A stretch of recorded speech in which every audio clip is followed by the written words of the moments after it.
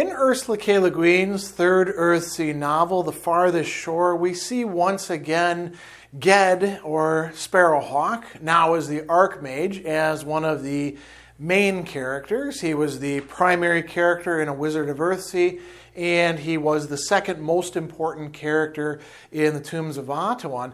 But now we get introduced to another main character, a young man who's not much older than Ged was in A Wizard of Earthsea in the early parts, Arren, who is a noble person. He's descended from this great hero, Mored, through this lineage, the princes of Enlad, and his father has sent him on a mission, and with a certain, we could say, scope to it that is going to prove very important. He gets to meet Ged as the Archmage, as Sparrowhawk, and he's going to pledge a commitment to him that will run throughout the entire novel and prove to be an absolutely central point. And it's going to get re-understood, tested, modified, and found to hold true. So at the very beginning,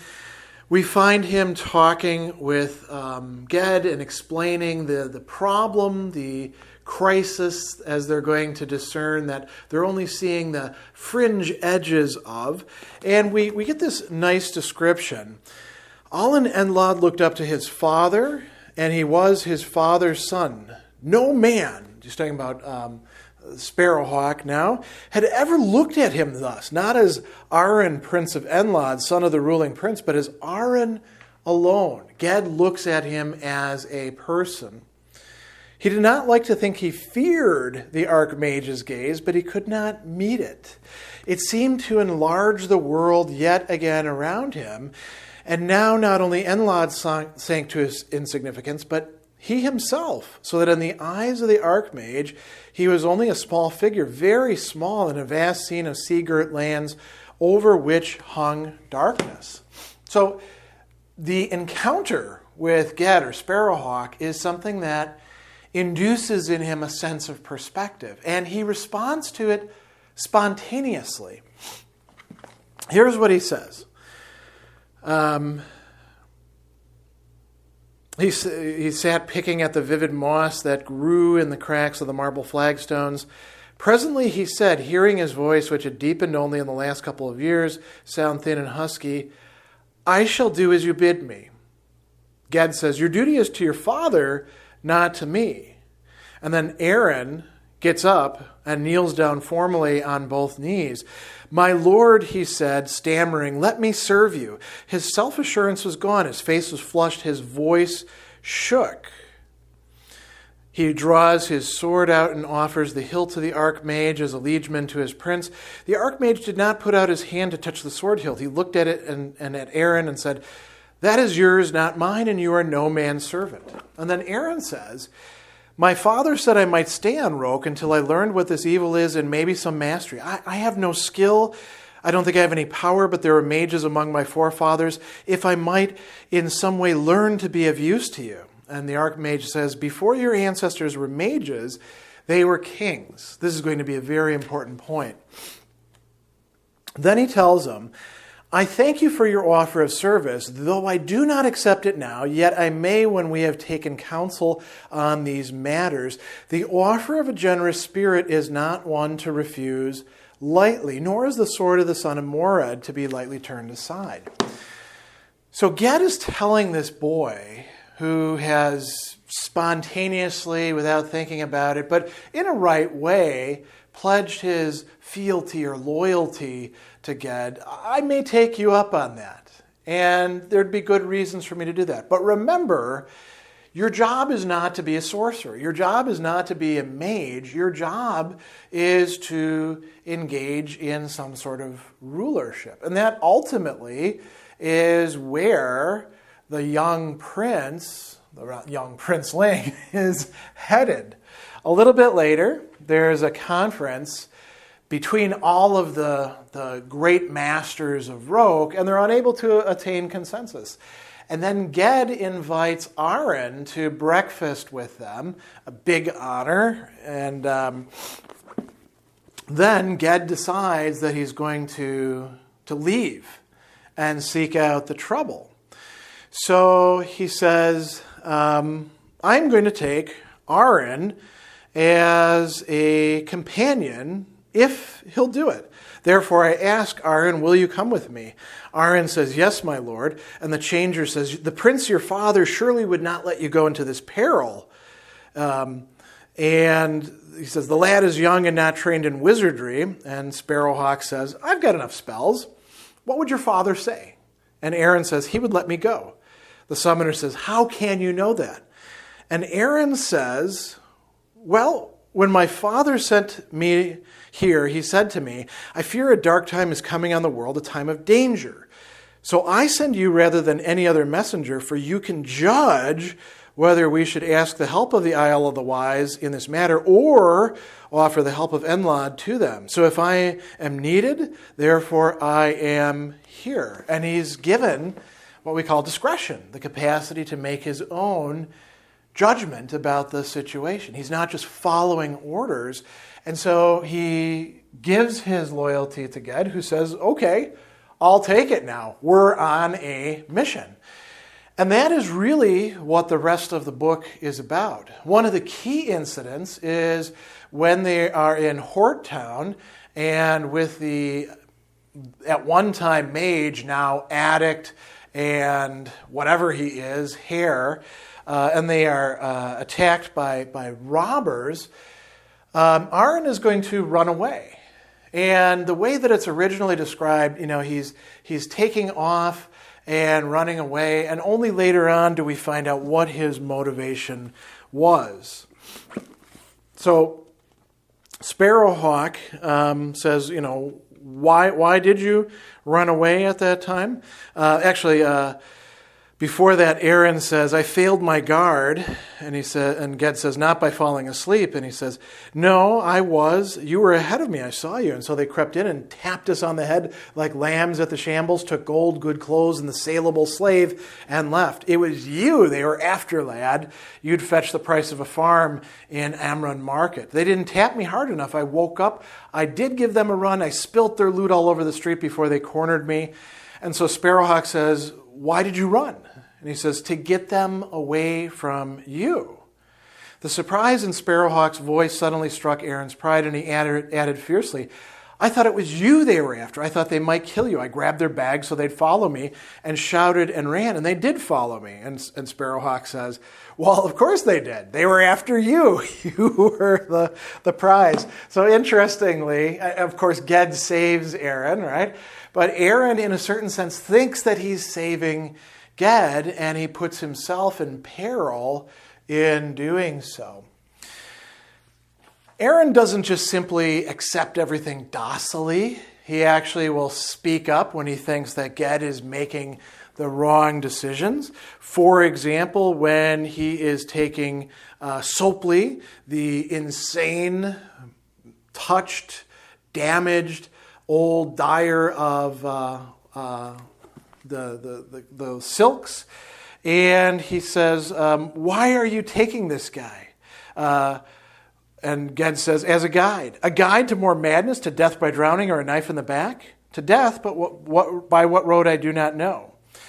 Arren spoke with heat, and though Sparrowhawk answered quietly, there was something of a fierce note in his voice. And Arren says this, I would not quarrel with you, my lord, but this is beyond reason. And Ged says, you're right. It is beyond all reason. We go where reason will not take us. Will you come or will you not? And Arren says, I said I would come with you and serve you. I do not break my word. That is well, the mage said grimly and made as if to turn away. Then he faced Arren and he tells him this. I need you, Arren, and you need me. For I will tell you now that I believe this way we go is yours to follow, not out of obedience or loyalty to me, but because it was yours to follow before you ever saw me, before you ever set foot in Roke, before you sailed from Enlad, you cannot turn back from it. So he's saying, I accept your loyalty, I accept your fealty, but realize that you are actually following your destiny as well. And a little bit later on, Arren goes through what we could call a crisis of faith, and Ged gets wounded. They wind up on the great rafts of the children of the open sea. And then they have a heart-to-heart. And Arren confesses to Ged that he thinks that he has failed him and betrayed him. He says, I failed you. I will fail you again and fail myself. I have not strength enough. And Ged says to him, you have strength enough. The mage's voice was tender, but beneath tenderness was the same hardness that had risen in the depths of Arren's own shame and mocked him. What you love, you will love. What you undertake, you will complete. You are a fulfiller of hope. You are to be relied upon. But 17 years give little armor against despair. And he tells him, continuing on, I will not take the counsel of despair. You, Arren, are my guide. You and your innocence and your courage and your unwisdom and your loyalty, you are my guide, the child I send before me into the dark. It is your fear, your pain I follow. You have thought me harsh to you, Arren, but you never knew how harsh. I use your love as a man burns a candle, burns it away to light his steps. And we must go on, we must go on, we must go all the way. We must come to the place where the sea runs dry and joy runs out, the place to which your mortal terror draws you. And Arren says, but what if I should fail again and betray you? And Ged says, I will trust you, son of Mored. On Celador, that is indeed what they do. They go into the dry land, the realm of the dead, which has now become connected in ways it should not be with the land of the living. And Ged gives him an option. He says to him, listen, we are now going to go and face the enemy head on. He says, you know where we're going to go, into the dark land, I among them. And Arren says, I have seen them, now I will go with you. Ged says, is it faith in me that moves you? You may trust my love, but I do not trust my strength. I think I have met my match. I will go with you. But if I am defeated or my power or my life is spent, I cannot guide you back. You cannot return alone. And Arren says, I will return with you. Ged says, you enter your manhood at the gate of death. And notice what's going on here. The way that they understand it is anybody but a mage going into the land of the dead can't get out on their own. Even some mages can't. We find the summoner wandering around there, unable to get out on his own before Ged gives him some advice. Arren says, I will die for you. I will go into the dry land living and be stuck there if you should happen to die. But you won't die because we will get out together. And that turns out to be what actually happens. After they deal with Cobb, after Ged pours out all of his power and nearly all of his life, it's Arren who saves him. We read, there was no more light on Ged's yew staff or in his face. When Arren came to him, he caught at the young man's arm to hold himself upright. He said, it is done, it is all gone. Ged was like one bewildered or exhausted. He followed Arren back down the river course, stumbling along slowly with difficulty. And Arren is leading them through the mountains of pain. He's saying, we must go on, my lord. Eventually, he has to carry Ged. Ged often stumbled or missed his footing in weariness. His breath came harder and harder. When his hands came hard against the rocks, he gasped in pain. To hear him cry out wrung Arren's heart. He tried to keep him from falling, but often the way was too narrow for them to go abreast, or Arren had to go in front to seek out footing.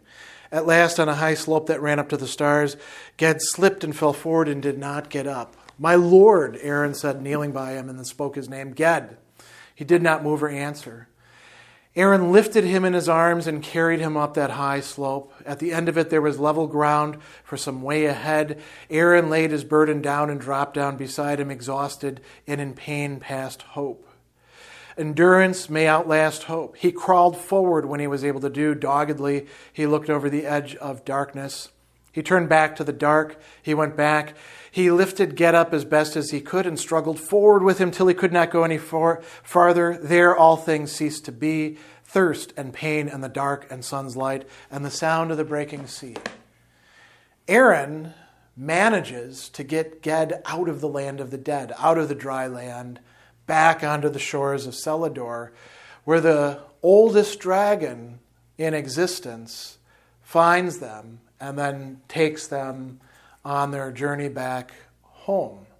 So Arren fulfills his commitment. He goes down with Ged into the land of the dead and brings him back out of it, faces the enemy together. The commitment that he made, he follows through on.